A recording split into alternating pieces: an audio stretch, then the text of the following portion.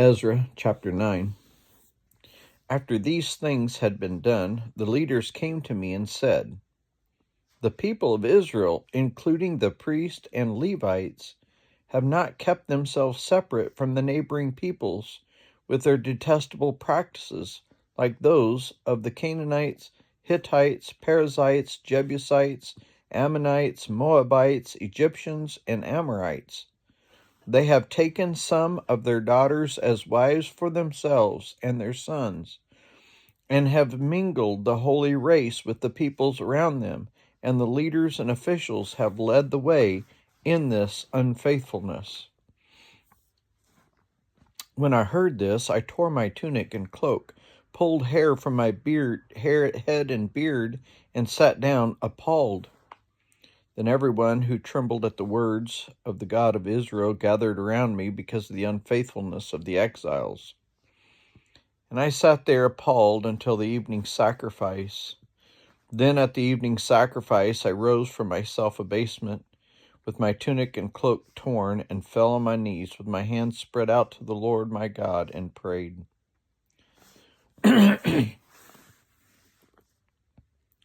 I am too ashamed and disgraced, my God, to lift up my face to you, because our sins are higher than our heads, and our guilt has reached to the heavens.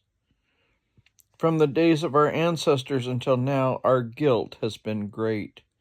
Because of our sins, we and our kings and our priests have been subjected to the sword and captivity, to pillage and humiliation at the hand of foreign kings, as it is today.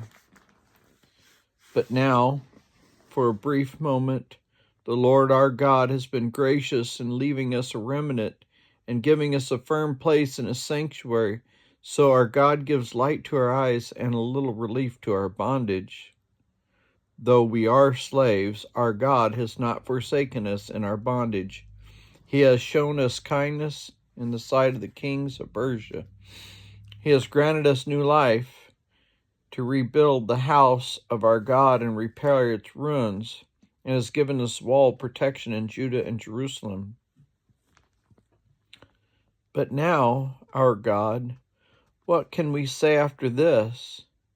For we have forsaken the commands you gave through your servants and prophets when you said, "The land you are entering to possess is a land polluted by the corruption of its peoples.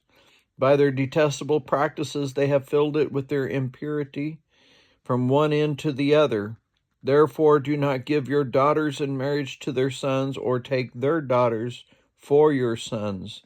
Do not seek a treaty of friendship with them at any time, that you may be strong and eat the good things of the land, and leave it to your children as an everlasting inheritance.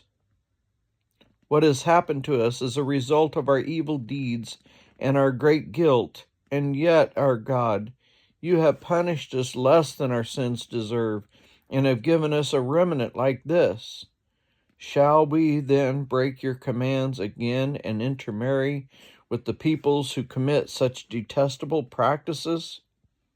Would you not be angry enough with us to destroy us, leaving us no remnant or survivor?